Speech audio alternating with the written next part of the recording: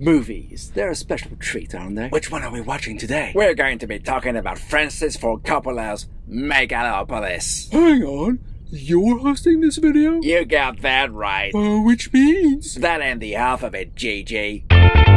Hit it! So, Megalopolis, that's Coppola's vanity project, right? If by vanity project you mean it's a movie he's dreamt about making for decades and has personally financed it himself to the tune of $120 million, selling one of his vineyards to make it happen, then yeah. You could say it's more like a passion project. Whatever you call it, it was beset with production problems. And why should that matter? Well, because production hell leads to a disaster of a movie. Not always. I mean, look at Rogue One. A disastrous production, necessitating multiple reshoots and a completely rewritten third act. But the end result was a very enjoyable action adventure. The best Star Wars movie Disney ever made. And take Back to the Future, which had to recast their lead actor halfway through production and reshoot countless scenes, and it's one of the most beloved comedy adventures of all time. It shouldn't matter how messed up the production is. What matters is the final product. Is it a movie that makes sense and is enjoyable? And you can't argue that the trailers for Megalopolis made it look intriguing. That's why we're here. Plus, you shouldn't bet against Coppola's skills as a director. His amazing body of work alone should mean we give his latest work of art a chance. I'm game. 45 minutes later. What the f*** are we watching? Alright, let me try and piece this mess together. I have a feeling that based on its title alone, Megalopolis must try and hark back to the silent movie classic Metropolis? The dress style and most of the technology seem to hint at that. And remember how the internet was obsessed recently with trying to know how often people thought of the Roman Empire? That was such a weird moment. Who does that anyway? I think it was mostly an American thing, and the feeling that their country is becoming so decadent, just as Rome was before it fell. Despite the fact Rome lasted for nearly 1500 years, while the USA is not even 250 years old. The candle that burns twice as brightly lasts half as long, Gigi. The Egyptian Empire lasted for 3,000 years.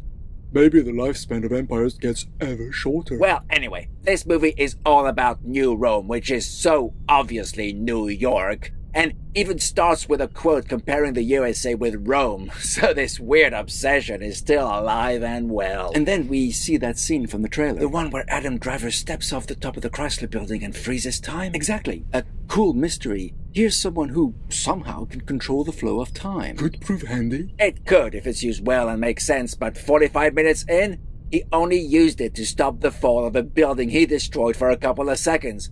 45 minutes! And nothing's happening. Well, the characters have to be introduced. You don't need 45 minutes for that. And you're being generous calling them characters. Like the mayor, played by the usually excellent Giancarlo Esposito, and Adam Driver clash at a public reveal of the mayor's plan for the city. He plays some kind of generic mobster type, while Adam is all about letting the past die, killing it if he has to. Wrong movie? Oh no, that's his feeling in this movie as well. He wants to recreate New York, New Rome, rebuilding it with a new material he invented called Megalon. Which can be used to construct buildings and sew dresses, apparently. A perfect MacGuffin, if you ask me. One which got him the Nobel Prize, apparently. Likely that universe's version of graphene. But that scene, where all the characters are introduced, is the first sign of a major problem with this movie. What's the scene about? Esposito shows a model of his proposed new district in a warehouse. Then Adam Driver appears awkwardly, spouting Shakespeare. To be or not to be, no less. But why? And to what end? His character's no actor. He's an engineer or architect. Then they almost come to blows because of their different views, and we learn, because they tell us, that Driver's wife disappeared, and Esposito, who was a DA at the time, prosecuted him for her murder, a crime Driver was acquitted of. But all of that exposition is given to us so clunkily, it was hard to watch. And that's what's really confusing about this movie. There's a huge amount of talent there, both in front of the camera and behind it. Coppola's no neophyte. And we've got the likes of Jon Voight, Dustin Hoffman, Lawrence Fishburne, and so many others. These are people who know their craft. But here, damn it, I've seen better acting from a Christmas school play. It was painful, doubly so because of all the experience that should be there. The directing is pedestrian, the editing is flabby, the script is atrocious, the acting is embarrassing. I mean, what the hell are we watching?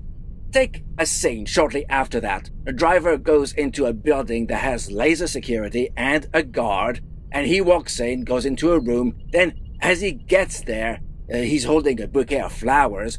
2 roses fly up as if gravity was affecting those 2 in reverse. No reason for it, and it's never mentioned again. Then he walks into that room and we see what must be his wife on a bed, dead or unconscious, we don't know, surrounded by other women. We cut to a woman who was following Driver, the mayor's daughter, played by Natalie Emmanuel, who has feelings for Driver's character, and we see from her point of view that all those women and even his wife are but the product of Driver's imagination. There's no one there but him, and he's plaiting imaginary hair. So Emmanuel gasps and says, he still loves her. Why do we need her to say that?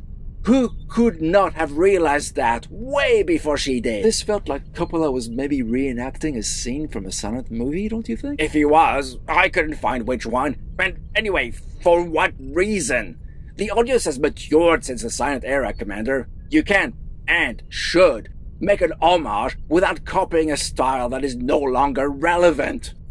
We could tell Driver is still loved his missing or dead wife. We didn't need some other woman to gasp in the shadows and say that. Oh, and how did she get past security? And what the hell happened to those flowers anyway? You really need to know, don't you? Why show something that makes no sense, is never mentioned again, and serves no purpose?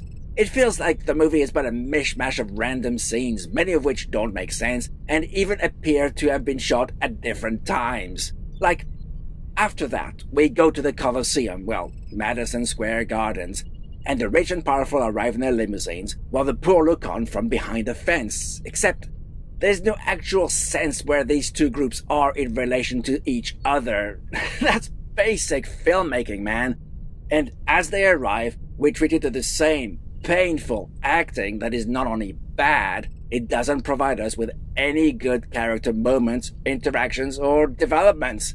We're 45 minutes in and still nothing has happened yet. I'm telling you, that's when I started to consider walking away. Why should I spend more of my life watching this? And that's saying something. I didn't walk away from The Last Jedi even though it was an excruciating experience for me. It takes a lot to make me want to leave partway through a movie. Which I did. And I think I made the right choice. After leaving, I checked Jeremy John's review, and he quite liked the beginning, but he said the movie went totally off the rails in the second half. So, considering I found the first half unwatchable, and I don't use that word lightly. So yeah, I've no idea what Coppola was smoking, but this ain't no Godfather, nor is it his next Apocalypse Now.